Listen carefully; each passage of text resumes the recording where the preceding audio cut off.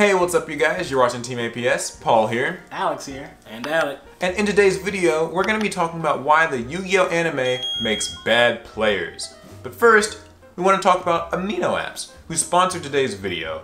Amino is an app for all your favorite interests. You can find groups of people who like the same things you do, from games to music to anime, which is exactly what we're talking about today.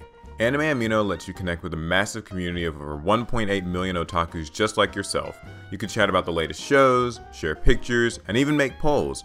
Not only that, this month on Anime Amino, there's an event going on called Camp Anime. Every week, there are new challenges for you to participate in, like quizzes, cosplay contests, writing competitions, and more.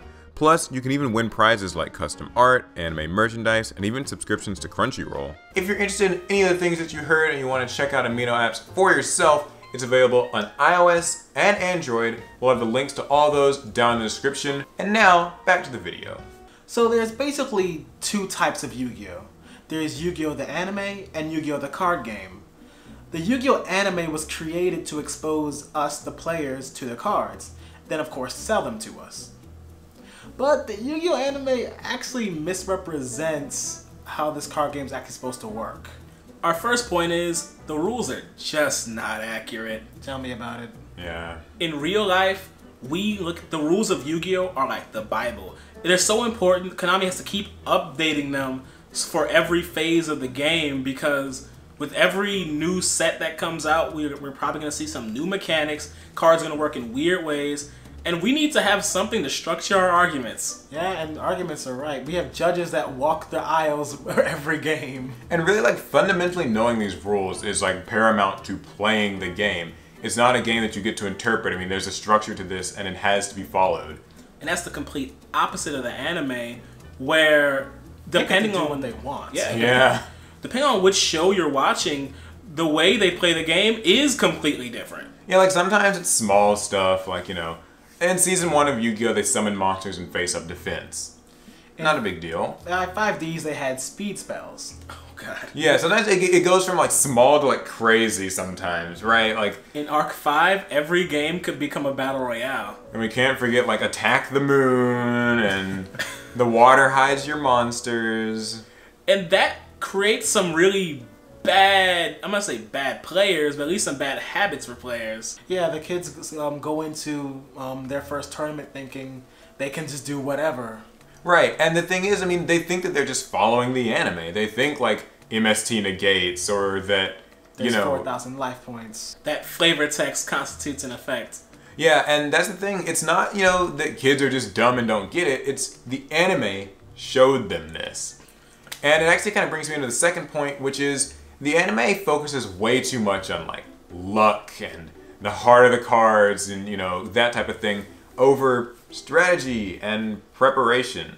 In real life, we don't use luck, we use statistics. Right. I mean, literally, when you're making your deck for a tournament, it's all about you have a win condition, right? Mm-hmm. And to that end, you have cards that will let you reach the win condition.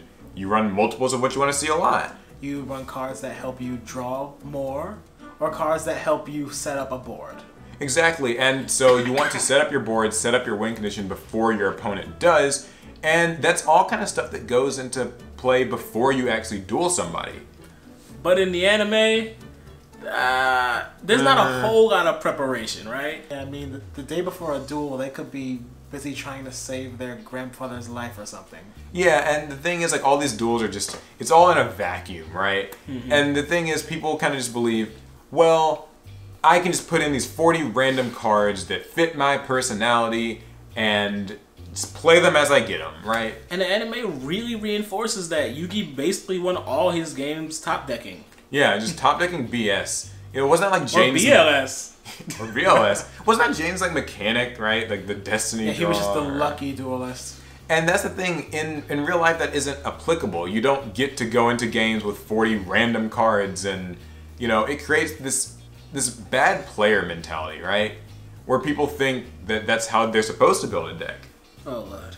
And that if they just hang on until the last turn, Exodia will show up, right? And for some people, that's their version of Yu-Gi-Oh!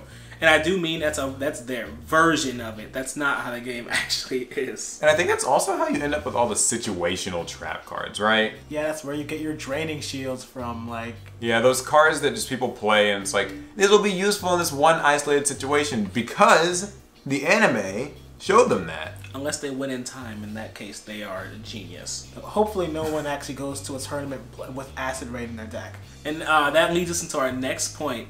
This all kind of creates an inaccurate view of modern day real Yu-Gi-Oh! Yu-Gi-Oh! Nowadays, not nowadays, always has been a game played in rounds. Yeah, best 2 out of 3. It's meant to be played in tournament style because... a traditional tournament style, not Duelist Kingdom, where a bunch of kids just walk around an island and just challenge people. Battle City was no better. Or your like rarest card and all that type of stuff. Or your locator cards. I'm so sick of this the misunderstanding how side decks work. A lot of people think side decks make Yu-Gi-Oh! Unfair or too competitive.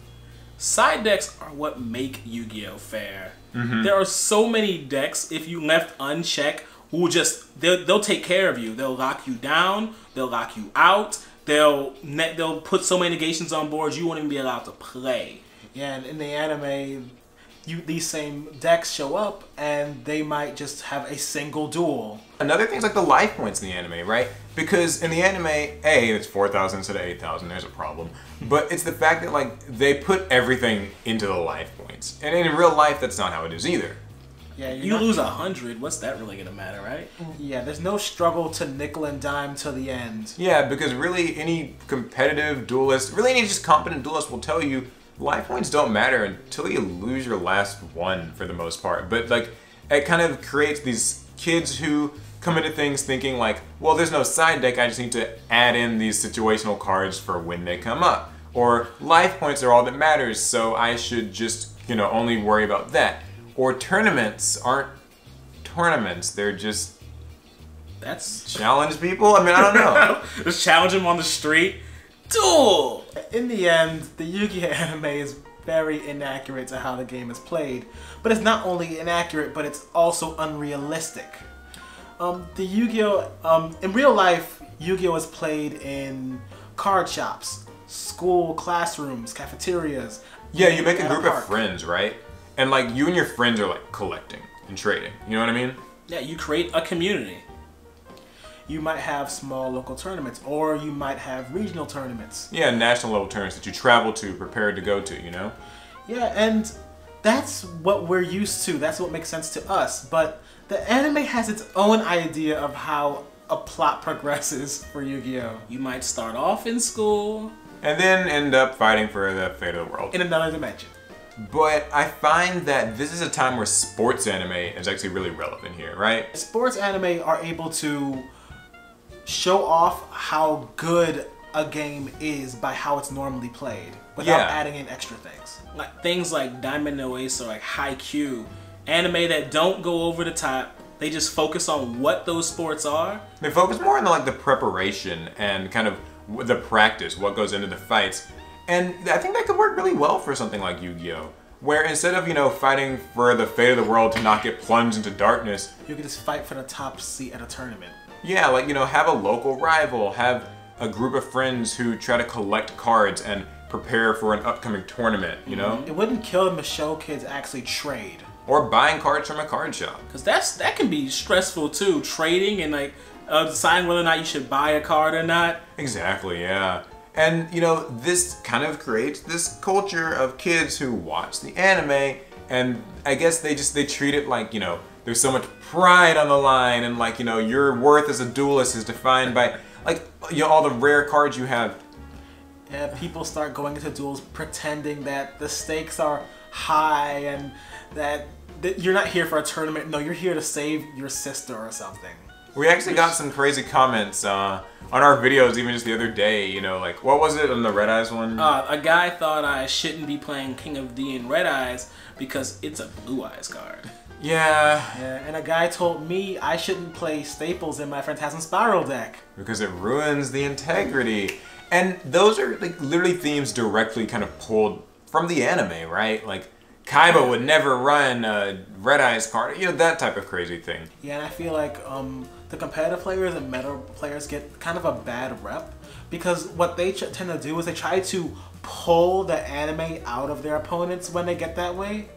But an opponent that's really too into the anime won't. Because at the end of the day, you're playing a TCG. Yeah. Like a competitive game with strategy that you're meant to win at. So, I don't know. I mean, what do you guys think, right? I feel like the anime could improve in a lot of ways and give people like a better start in this game, right? And if you guys want to hear us talk more about this, just leave it in the comments. We could actually talk about ways the anime can improve specifically. So that's going to conclude the video. If you liked it, give it a thumbs up. Subscribe to the channel if you loved it. And hit the bell icon and join the squad. It's going to be it, so we'll see you guys in the next one. Pass turn.